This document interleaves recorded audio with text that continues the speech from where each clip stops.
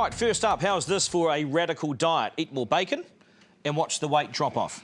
Well, it's a bit more complex than that, but as Paula Penfold will explain, the message is pretty simple.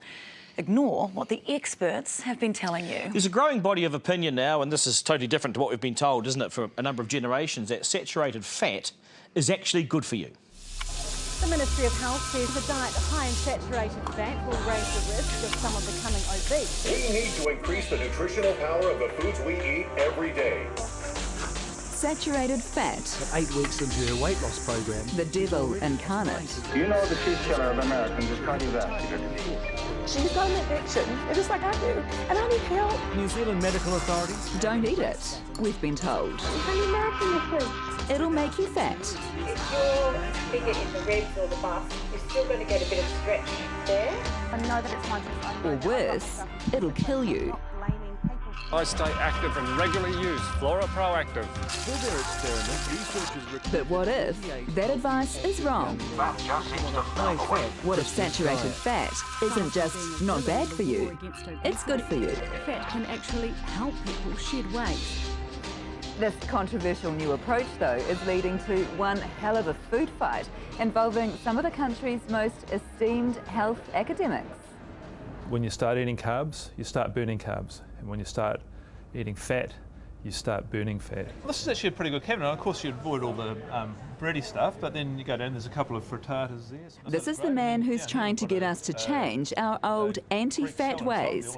Grant Schofield is a professor of public health at AUT. I mean, it's that probably sour cream or something on top. In the old days, I would take that off, wouldn't I? Because you'd think that's full of fat, you should just not have that. Well, I'd carry on with that, frankly. Of course you would. Because why? Because that's fat. It's a good source of energy, and it's high quality, nutritious, nutrient dense.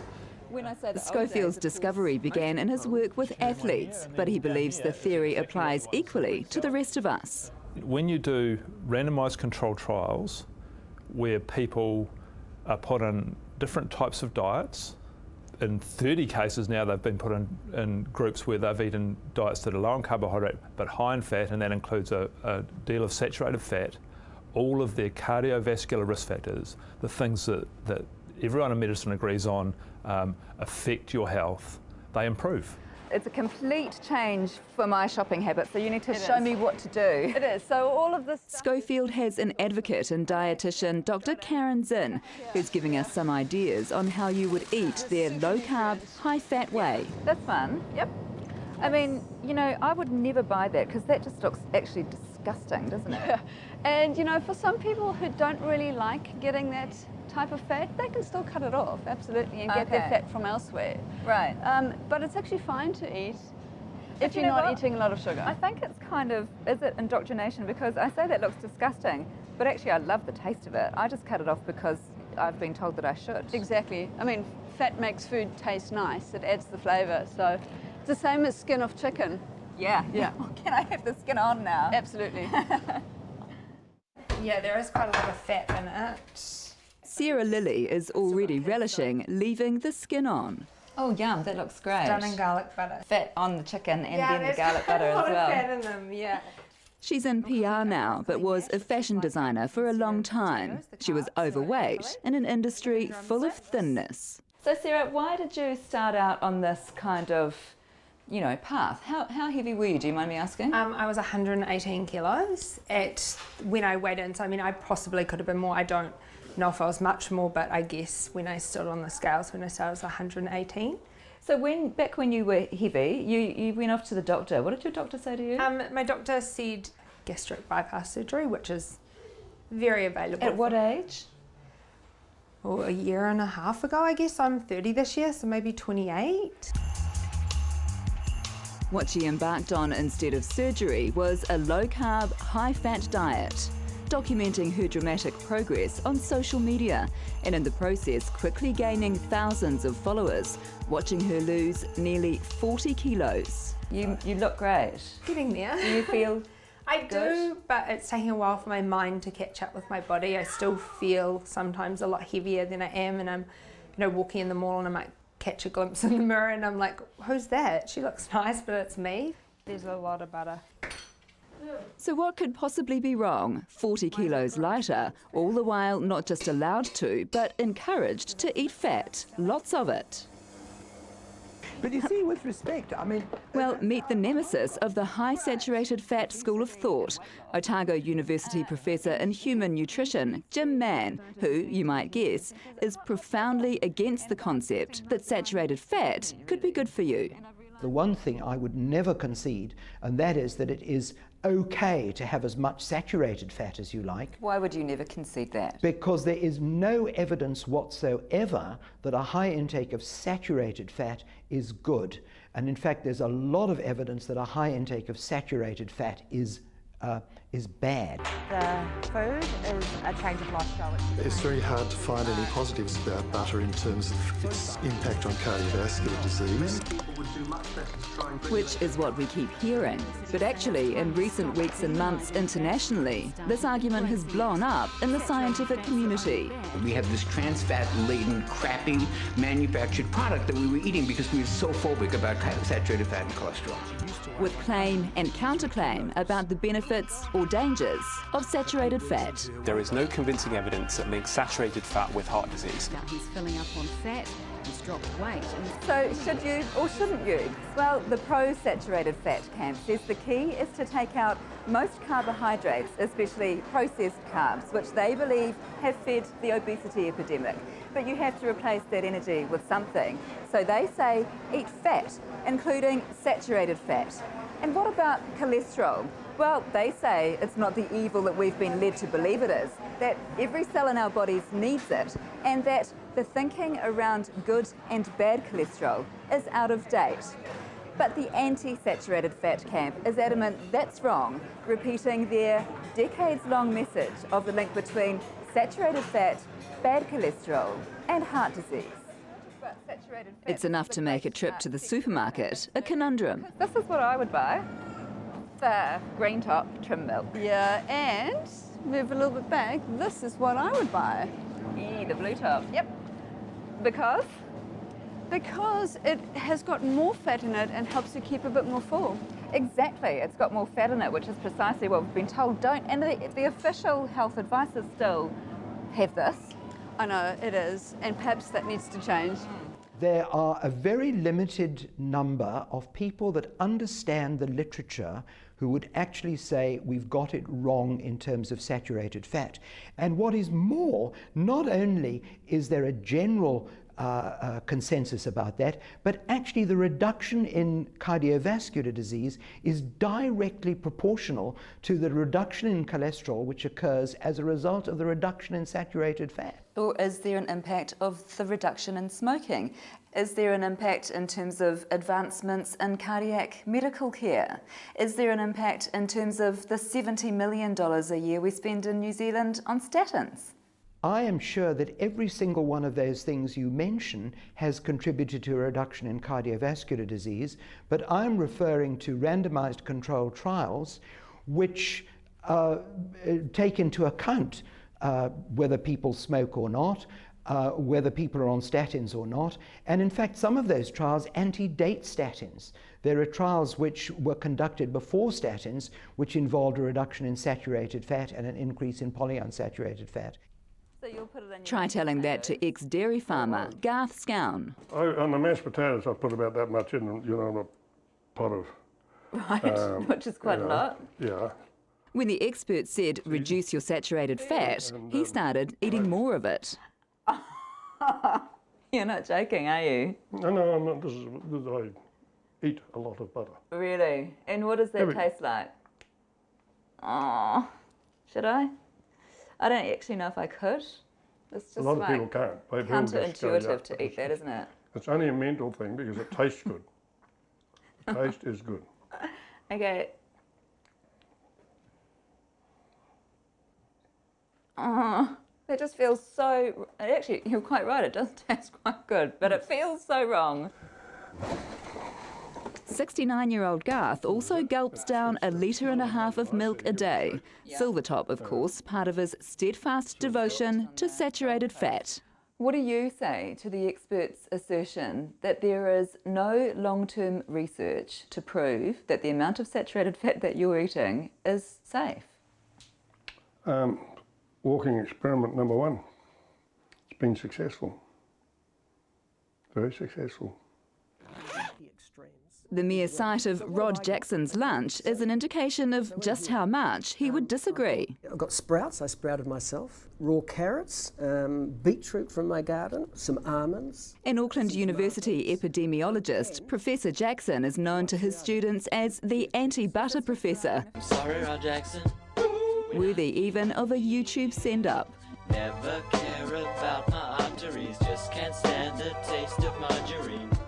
His message is pretty clear, all right, of the link between saturated fat and heart disease. Me and my butter got a special thing going on. You know, the proof is in the pudding. But can you prove that it's saturated fat consumption or the reduction in that consumption that has led to a drop in heart disease? Beyond reasonable doubt, yes.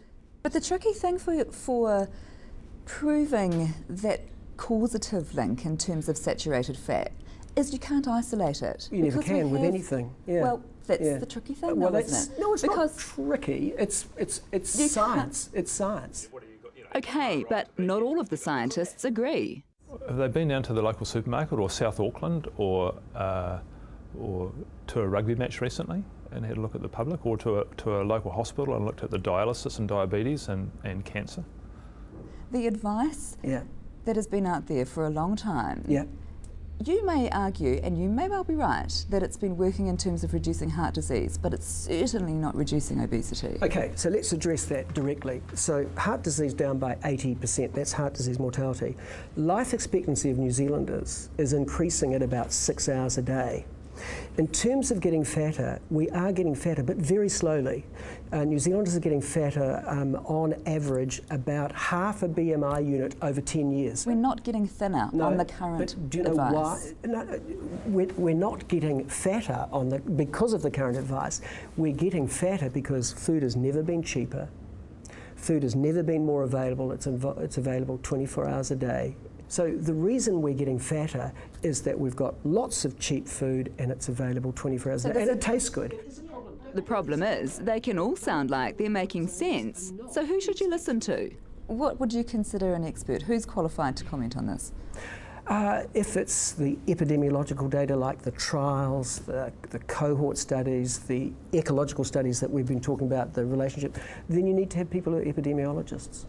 Only epidemiologists can comment on this. Well, okay, so epidemiologists would be the people you'd go to first because they're the experts with understanding those study designs. Grant Schofield is a professor of public health at a New Zealand university. He's not an epidemiologist. No, he's a research scientist. He's a psychologist. He's a research scientist. Well, he's a psychologist who's also done exercise physiology.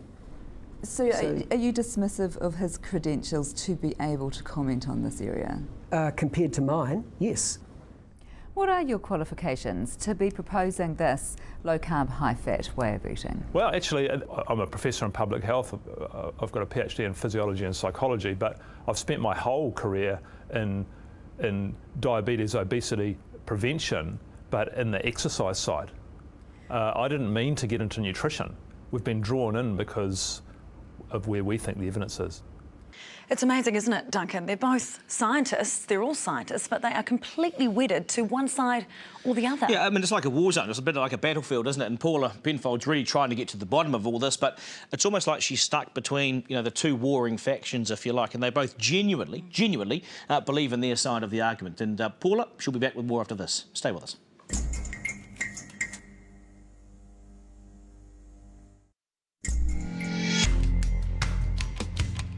OK, so Paula Penfold genuinely doesn't know what to believe, low fat or high fat, low carb or high carb.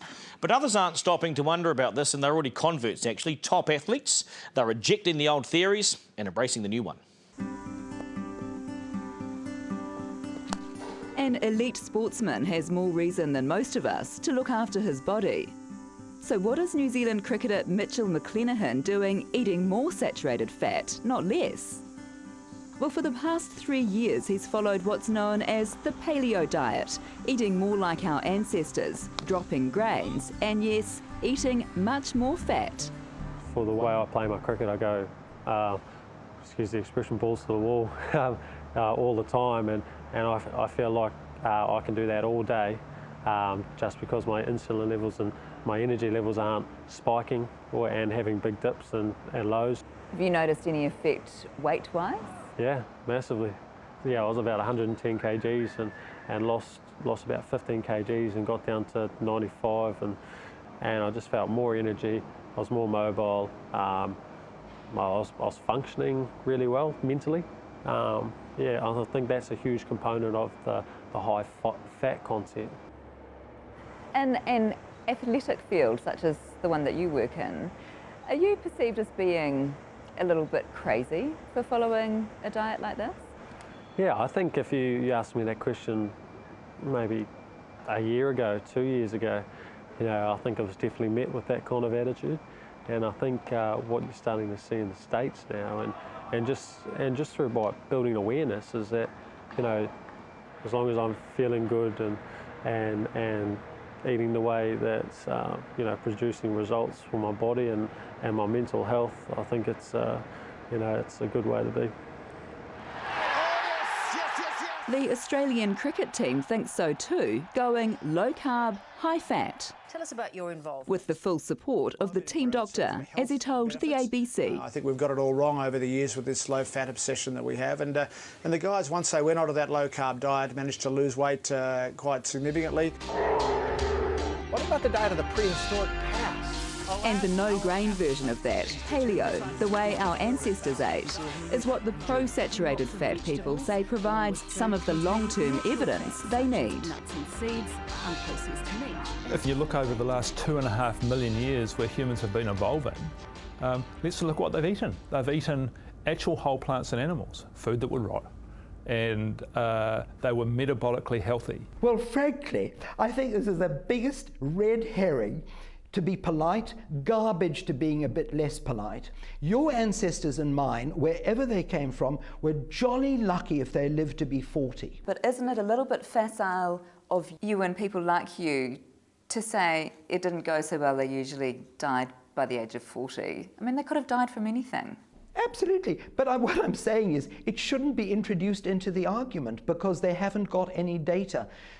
I'm not saying that I'm using it as an argument to say any kind of diet is healthy. I'm simply saying that there is nothing in the argument to say it's good. Using the paleo position or citing the way that our ancestors ate, your critics actually laugh that out of the building. They call it garbage.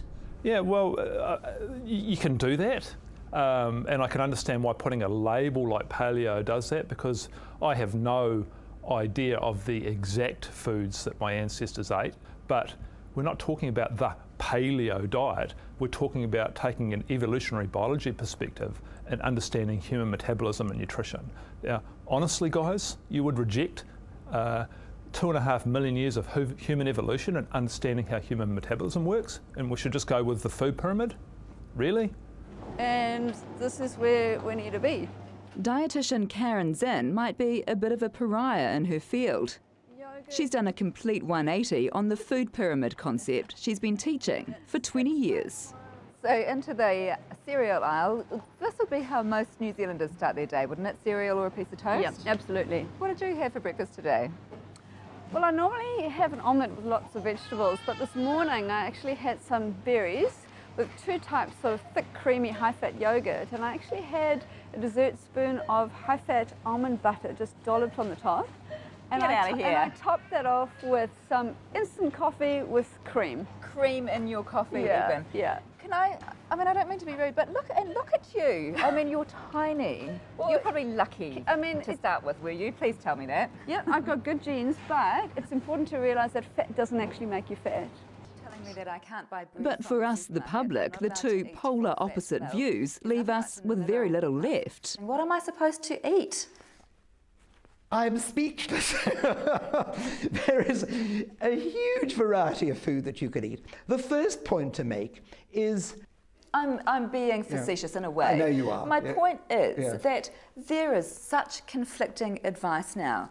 You might be right, but Grant Schofield might be right. Yeah, I'm sorry. I mean, I don't think there is conflicting advice. All these new ideas are as old as the hills, and nobody has come out with any good substantiation of them. Perhaps they just haven't had the time yet to establish the research that would satisfy you. Well, they need to get on and produce that evidence, and I would argue producing that evidence before they try to persuade the world that they've got the answer. So do you maintain that if we were to come back in 30 or 40 years and interview you again, you would have the research that would keep the likes of Jim Mann happy?